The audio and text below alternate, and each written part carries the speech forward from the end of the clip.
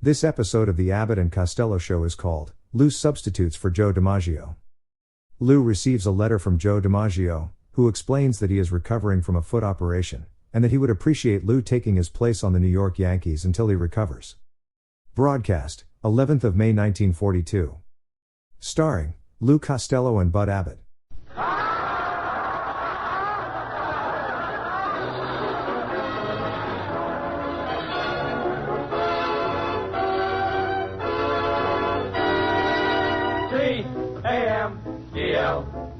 That's right, folks. C for comedy, A for Abbott, M for Maxwell, E for Ennis, L for Lou Costello. Put them all together and they spell Camel. Experience is the best teacher. Try a Camel. Let your own experience tell you why more people are smoking Camels than ever before. And draw up a chair for tonight's Camel Show, starring Bud Abbott and Lou Costello.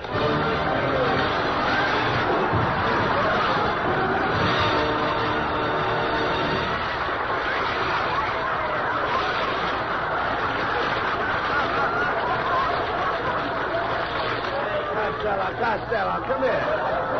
Costello, will you come over here, please? Will you listen to me? What are you writing on that pad? Hey, Abbott. What are you writing on that pad? I'm just making out a list of girls I'm going to kiss next week. Here's who I got picked out. Lizzie Schwartz, Maggie Mugglemeyer, Tessie Tinfoil, Lana Turner. Now, wait a minute. No. Lana Turner wouldn't kiss you. Oh, no? Oh, no. Then I'll scratch her off my list. I love you. You dummy, always thinking of girls. Girls. Now, great men don't waste their time on girls. Where do you suppose Benjamin Franklin would have been if he'd have thought of girls all of the time? In the front row at Earl Carroll's? No. Costello, I've been telling you for the past 3 weeks. You've got to quit chasing girls and get yourself a job. Look how sloppy you are. Look at your socks. I can't help my socks, Abbott. It's those new Hickok plastic garters. What's the matter with them? Your socks stay up, but your legs fall down.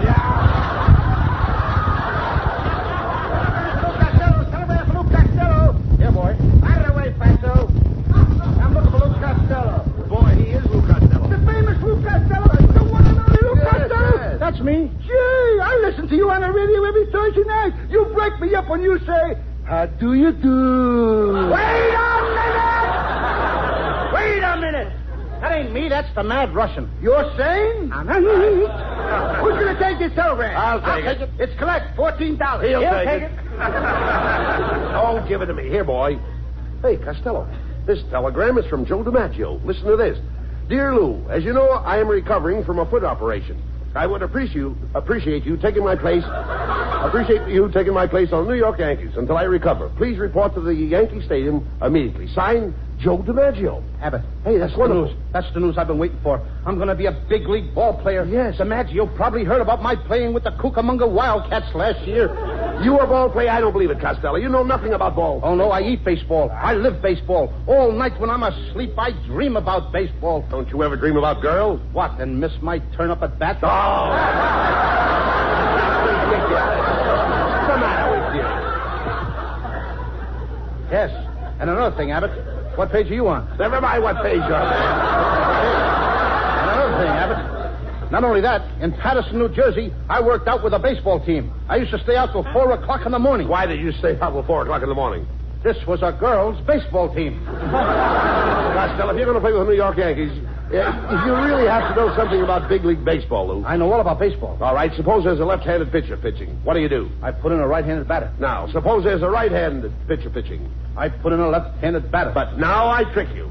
I take out the right-handed pitcher and put in a left-handed pitcher. Then I double-cross you. I take out my left-handed batter and put in a right-handed batter. Now, wait a minute. Where are you getting all those right-handed batters? The same place where you're getting all those left-handed pitchers. Oh. Hello, Bud. Hello, Louis, honey. It's Marilyn Maxwell.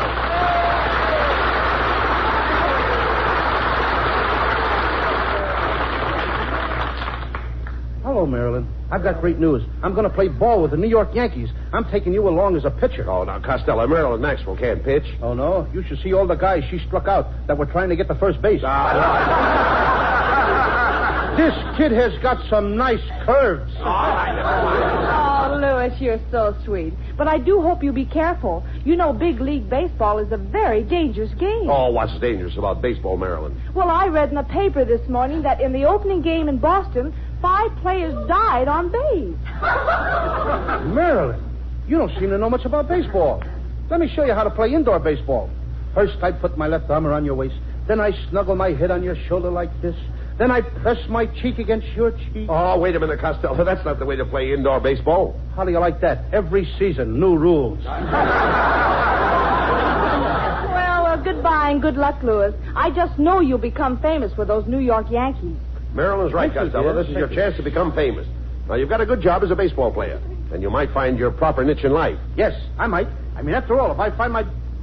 What will I find? A niche. You'll find your niche. Abbott, when I find an itch, I scratch it. Now, what in the world are you talking about? An itch. I once had the 7-year itch. What happened? I scratched real fast and got rid of it in 3.5 years. Well, I'm not talking about that kind of an itch. I mean an itch in life. A niche in life is what everyone is looking for.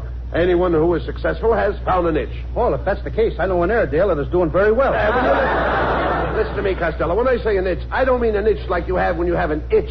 I mean a niche like you have when you have a notch. Oh, you don't mean an itch like an itch when you have an itch. You mean an itch like you have when you have a notch. Now you've got it. Now I've got it. I don't even know what I'm talking about. Costello, why do you mash everything up like that? You're the most mixed-up man I ever saw. Well, maybe it's because I fell on my mother's mix master this morning. She had it set for mashed potatoes. I'm all muddled. I know that, you idiot. All I'm trying to tell you is that a niche is a notch. Catch? Natch. All right. Now you know that a niche is a notch. You know that both of them are the same. Yes. Now, I could have a notch and you could have a niche. Yes, niche to me and notch to you. I'm only trying to impress you the importance of being a big league ball player and having a good income. Did you ever draw a nice big fat salary? No, I never drew a fat celery, but I once sketched a skinny tomato. No. So when I say draw, I don't mean draw like you draw when you draw. I mean draw like you draw when you draw a salary. Abbott, let me smell your breath. Mm-hmm, just as I thought. You've drawn one too many already. Will you listen to me, please? When I say you draw a salary, I mean you draw money. Now he's got me drawing money. Wait till the FBI finds out about this. I'll probably draw 20 years in a clink. And they don't feed you any celery in there either. Costello, when I say you draw money, I mean you draw like you draw money to spend it. Not like when you draw on an easel. That's what I always say. With money, it's easel come, easel go. Everybody draws money. I draw money. I've been drawing money for years. My brother draws money. He's been drawing money for years. You draw, and your brother draws? Certainly. Just as I thought. You and your brother are an old pair of drawers.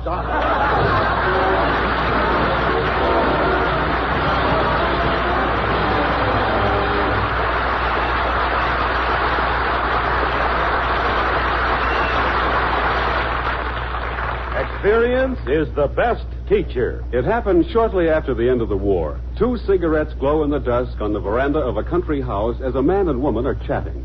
The woman remarks, Robert, you've changed your cigarette brand. This is a Camel. I can tell without even looking. Yes, I have changed my brand.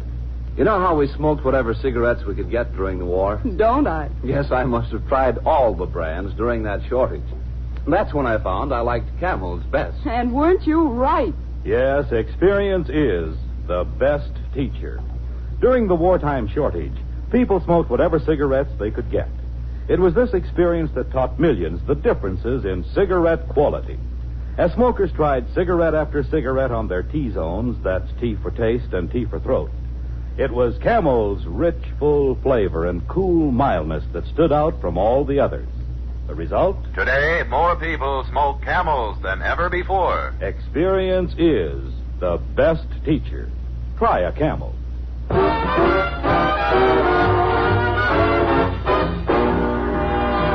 And while you light up a Camel, here's Skinny Ennis with Linda. When I go to sleep, I never count sheep. I count all the charms about Linda. Lately it seems, in all of my dreams, I walk with my arms about Linda. But what good does it do me? For Linda doesn't know I exist. Can't help feeling gloomy. Think of all the loving I've missed. We pass on the street, my heart skips a beat. I say to myself, hello, Linda. If only she'd smile, I'd stop her a while, and then I would get to know Linda. but miracles still happen. And when my lucky star begins to shine, with one lucky break, I'll make Linda mine.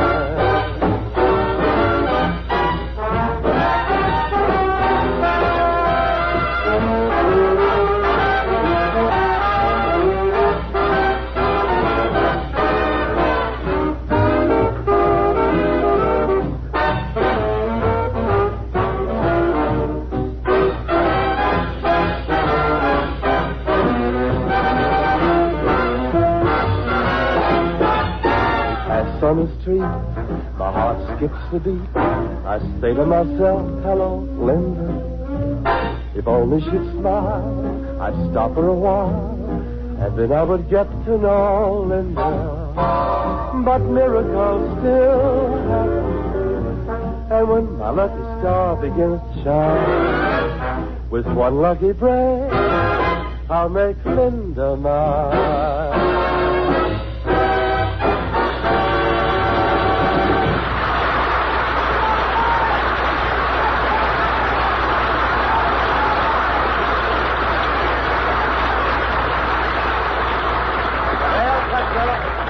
To be a big league ball player, you've got to get yourself in shape. Now, from 8 a.m. to 9 a.m., you lift weights. From 9 to 10, deep knee bends. 10 to 11, skip rope. 11 to 12, run 5 miles. 12 to 1, I'll never make it. Hey, look. You idiot, you'll never be a ball player. Staying up late and going to nightclubs, eating rich food, running around with beautiful girls. Do you know what can happen to you? Yes, I can become manager of the Brooklyn Dodgers.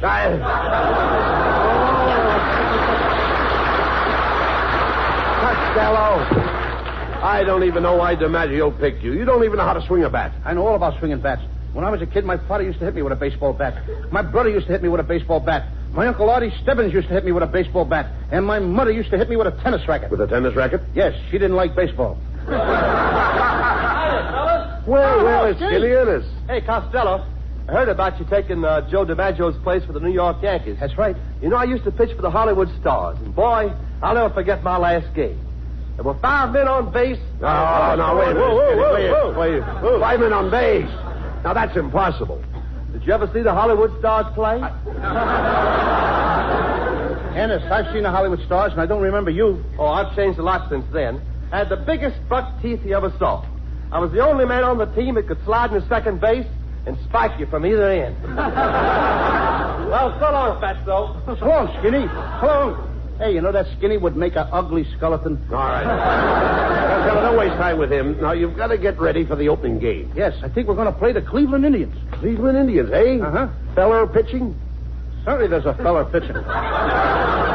What do you think they'd use, a girl? Oh, I know they don't use a girl. I said feller pitching. What feller? Feller with the Cleveland Indians. Look, Abbott, there's 9 guys on the Cleveland team. Now, which feller are you talking about? Feller that pitches. There is only one feller with Cleveland. You mean 9 Yankees are going to play against one feller? That's right. You mean there's no fellas in the outfield? No. And there's no fellas in the infield? No, Cleveland only has one feller. Well, this fella must be pretty good if he don't need any other players but himself. Look, all the players will be out there helping him. You just said there was only one feller on the team. That's right. Then where did all them other fellers come from? Oh, you idiot. When I say there's only one feller on the team, I mean there is only one feller that pitches. Well, Abbott, when the manager of the team wants this pitcher, what does he call him? Feller. You mean he just hollers, "Hey, feller!" And this guy knows that they mean him? That's right. His name is Feller, Bob Feller. And when I say there is only one feller on the team that pitches, that's it. And the feller that pitches is Feller. There's only the other fellers on the team, but there's only one feller. Boy, are you mixed up. Oh, you mean the feller that pitches is feller. And there's other fellas on the team, but they're not fellas? Now you grasp it. Yes, I grasp it, but it keeps slipping out of my hand. Let's go into this sporting goods store and get your baseball equipment. I want you to look right for the opening game. Now, go ahead and ask that lady there where they keep the baseball uniforms. Pardon me, miss. Well, if it isn't Mr. Abbott. Hello. And Mr. Costello. Hello. You fat little mon, you. What are you doing in the sporting goods store, miss? Oh, I just stopped in to get a gift for my nephew. I'm buying him a ball. Abbott, you know what a bar's ball is.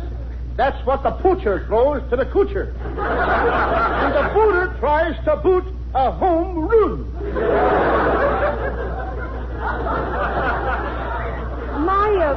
My nephew is just a lotto chope, but his ambition is to be a Brooklyn Dozier catcher. Well, if he's only a little guy, why don't he join the Detroit Tougers and be a short stoop?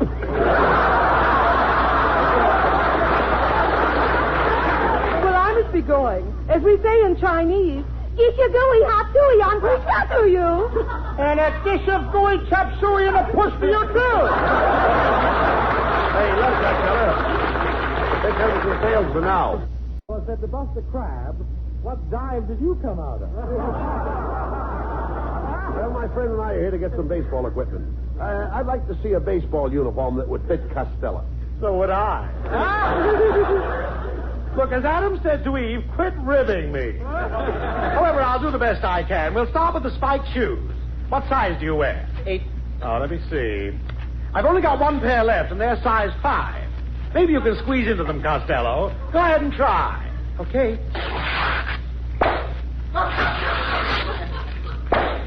What do you know? Open-toed baseball shoes.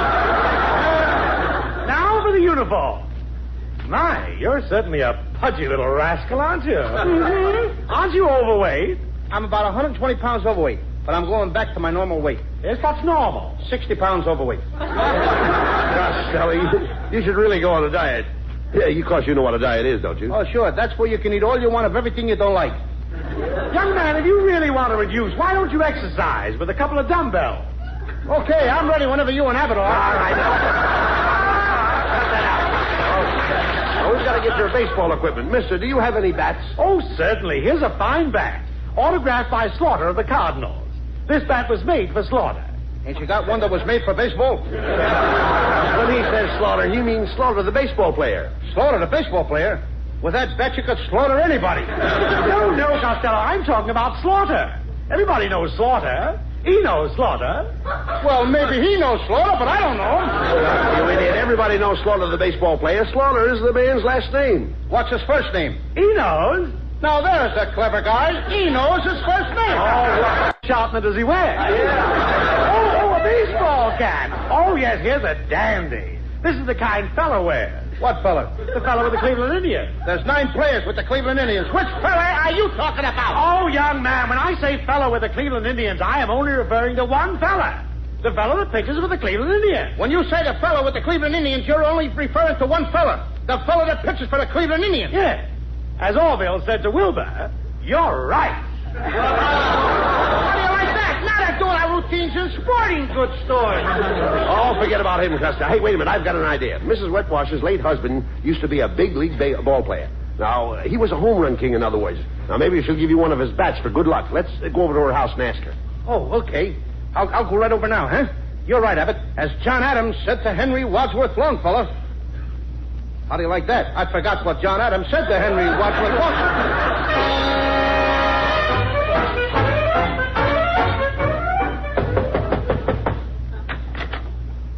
Well, good morning, Mrs. Whitwash. Oh, hello, Mr. Abbott. Oh, my, you know you ought to muzzle that St. Bernard dog.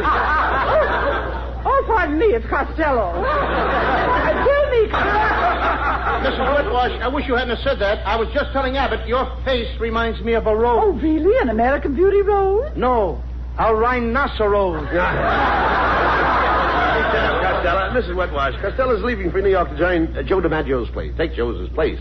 Isn't that wonderful? He's going to play with the Yankees. Oh, I can't believe it. Yes? What do those big Yanks want with a little jerk like him? Mrs. Whitwash, that was an insult. I'll have you know that beautiful women find me irresistible. I don't find you irresistible. And I don't find you beautiful. Quiet, Costello. Ask her for those baseball bats her husband left her. Okay. Mrs. Whitwash, I understand when your husband was alive, he had a lot of old bats. That's a lie. He never went out with anybody but me. Mrs. Whitwash. Costello means your husband's baseball bats. You see, he thought you might give him one of them. Yes, that's right, Mrs. Whitwash. You see, I need a good bat. Oh, you need a good bat. I'll be glad to help you out. Can I have the bat right now? Right now. My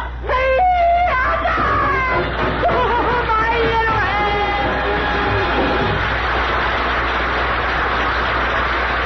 presents lovely Marilyn Maxwell for Metro-Goldwyn-Mayer, producers of The Sea of Grass. For Camel fans everywhere and in honor of New Orleans Jazz Week, Marilyn sings for the first time on the air the title song of the picture, New Orleans. Do you know what it means to miss New Orleans and miss it each night and day? I know I'm not wrong, the feeling's getting stronger the longer I stay away. It's the moss-covered vines, the tall sugar pines, where mockingbirds used to sing. And I'd like to see the lazy Mississippi hurrying into spring. The moonlight on the bayou, a Creole tune that fills the air. I dream about magnolias in June, and soon I'm wishing that I were there. Do you know what it means to miss New Orleans when that's where you left your heart? And there's something more. I miss the one I care for more than I miss New Orleans. More than I miss New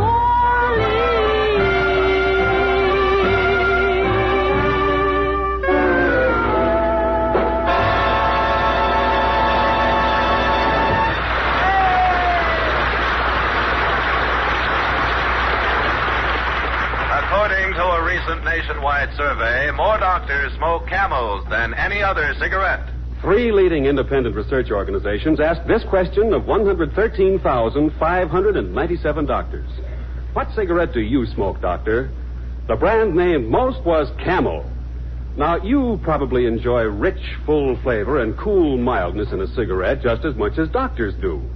And that's why, if you're not a Camel smoker now, try a Camel on your T-zone. That's T for taste and T for throat. Your true proving ground for any cigarette. See if Camel's rich flavor of superbly blended choice tobaccos isn't extra delightful to your taste. See if Camel's cool mildness isn't in harmony with your throat. See if you, too, don't say, Camels suit my T-zone to a T.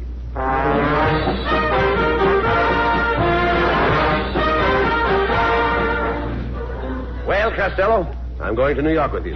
You know, Bucky Harris, the Yanks manager, gave me a job as coach for as long as you're on the team. Look, Abbott, if you're the coach, you must know all the players. I certainly do. Well, you know, I never met the guys, so you'll have to tell me their names, and then I'll know who's playing on the team. Oh, I'll tell you their names, but you know, strange it may seem, they give these ball players nowadays very peculiar names. You mean funny names? Strange names, pet names like Dizzy Dean and... His brother Daffy? Daffy Dean. And their French cousin. French? Gouffet. Gouffet Dean, oh, I see. Well, let's see, we have on the bags, we have who's on first, what's on second, I don't know who's on third. That's what I want to find out. I say, who's on first, what's on second, I don't know's on third. Are you the manager? Yes. You're going to be the coach, too? Yes. And you know the fellow's name? Oh, I should. Well, then who's on first? Yes. I mean the fellow's name. Who? The guy on first. Who? The first baseman. Who? The guy playing Who first. is on first? I'm asking you who's on first. That's the man's name. That's whose name? Yes. Well, go ahead and tell me. That's it. That's who? Yes. Look, you got a first baseman. Certainly. Who's playing first? That's right. When you pay off the first baseman every month, who gets the money? Every dollar of it. All I'm trying to find out is the fellow's name on first base. Who? The guy that gets the money. That's it. Who gets the money on He first does, every dollar. Sometimes his wife comes down and collects it. Whose wife? Yes. What's wrong with that? Look, all I want to know is when you sign up the first baseman, how does he sign his name to the Who? contract? The guy. Who? How does he sign his That's name? how he signs it. Who? Yes. All I'm trying to find out is what's the guy's name on first base? No, what is on second base? I'm not asking you who's on second. Who's on first? One base at a time. Well, don't change the players. I'm not changing nobody. Take it easy, buddy. I'm only asking you, who's the guy on first base? That's right. Okay. All right. And what's the guy's name on first base? No, what is on second? I'm not asking you who's on second. Who's on first? I don't know. Oh, he's on third. We're not talking about him. Now, let's see. How did I I get on third base? Why, you mentioned his name. If I mention a third baseman's name, who did I say is playing third? No, who's playing first? What's on first? What's on second? I don't know. He's on third. There I go, back on third again. When you say on third base, don't go off it. All right, don't even know. Now, who's playing third base? Why do you insist on putting who on third base? What am I putting on third? What is on second? You don't want who on second? Who is on first? I don't know. Third base! Look, you got outfield? Sure. The left fielder's name. Why? I just thought I'd ask. Well, I just thought I'd tell you. Then tell me who's playing left field. Who is playing first? I'm not... Stay out of the infield! I want to know what's the guy's name in left field. No, what is on second? I'm not asking you who's on second. Who's on first? I don't know. Third base! And the left fielder's name? Why? Because... Oh, he's center field. Look, you got a pitcher on the team? Sure. The pitcher's name? Tomorrow? You don't want to tell me today? I'm telling you, Then man. Go ahead. Tomorrow. What time? What time what? What time tomorrow you're going to tell me who's pitching? Now, listen, who is not pitching? I'll break your arm, you say, who's on second. I want to know what's the pitcher's name. What's on second? I don't know. Third base. Now, the catcher? Certainly. The catcher's name. Today. And tomorrow's pitcher. Now you've got it. All we got is a couple of days on the field. I'm a catcher, too. So they tell me. I get behind the plate, do some fancy catching. Tomorrow's pitching on my team, and the heavy hitter gets up. Yes. Now, the heavy hitter bunts the ball. When he bunts the ball, me being a good catcher, I'm going to throw the guy out of first base, so I pick up the ball and throw it to who? Now, that's the first thing you've said right. I don't even know what I'm talking about. That's all you have to do. It's to throw the ball at first base. Yes. Now, who's got it? Naturally. Look, if I throw the ball at first base, somebody's got to get it. Now, who has it? Naturally. Who? Naturally.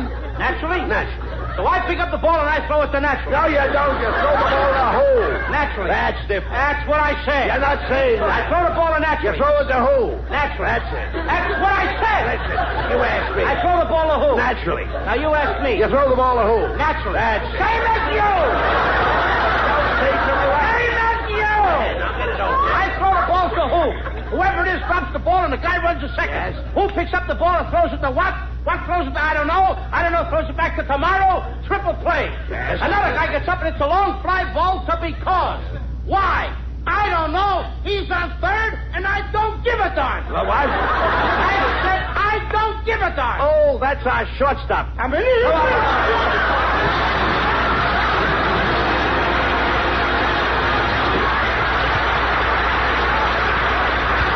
Abbott and Costello will be back in just a moment for Camel cigarettes. During the war, the makers of Camel cigarettes sent a total of more than 150 million free Camels to our fighting men overseas. Now free Camels are sent to servicemen's hospitals instead.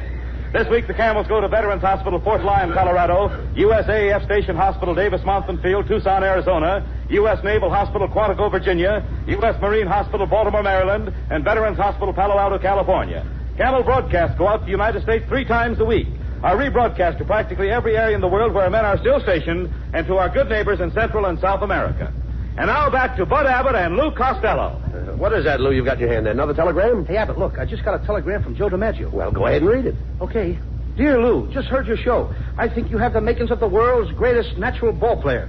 You have spiked teeth, a club head, and you've been off your base for years. Good night, folks. Good night, everybody, and a special good night to Joe DiMaggio. Get well quick, Joe.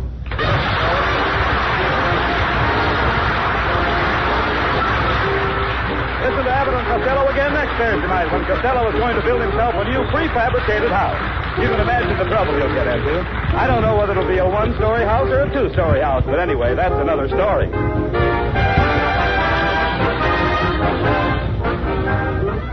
Prince Albert Pipe Appeal. They're one and the same thing. Any tobacco burns, makes smoke, but where else can you find the tobacco that has the pipe appeal of Prince Albert? The coolness, mildness, the rich, full flavor. Prince Albert is specially treated to ensure against tongue bite. Trim cut to smoke slow and cool. So pack your pipe with mellow, rich PA. Enjoy Pipe Appeal with Prince Albert. And while we're speaking of enjoying yourself, be sure to tune in on Grand Ole Opry on NBC Saturday night. You all know and love the songs of America, but this week you have something extra special in store for you. Red Foley and his guests, Ernest Tubb and Roy Acuff. Grand Ole Opry Saturday night on NBC.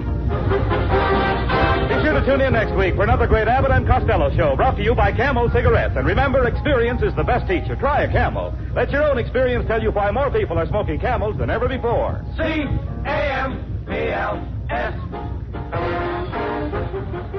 Abbott and Costello's famous baseball routine, Who's on First, is now available at Phonograph Records. This is Michael Roy in Hollywood.